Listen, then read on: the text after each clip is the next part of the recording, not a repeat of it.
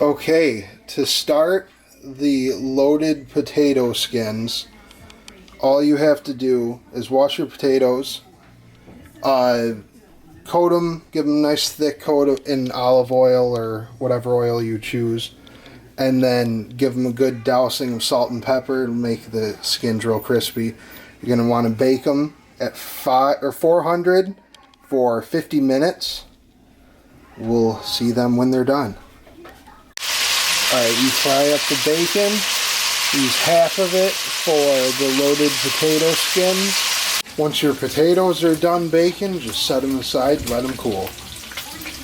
Alright, once you're done frying the bacon, set it aside to drain. Next step for the potatoes, cut them in half and then scoop out all the insides and put them in a bowl. Alright, with the insides of the potatoes, you throw them in the bowl and season them up how you want.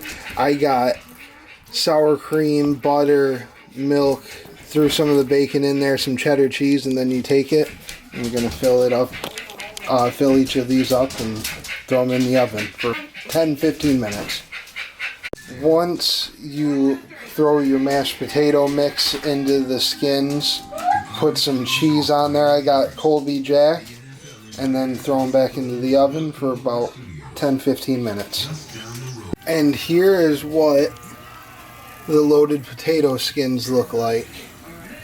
Because I got really big potatoes, it took 20-25 minutes in the oven.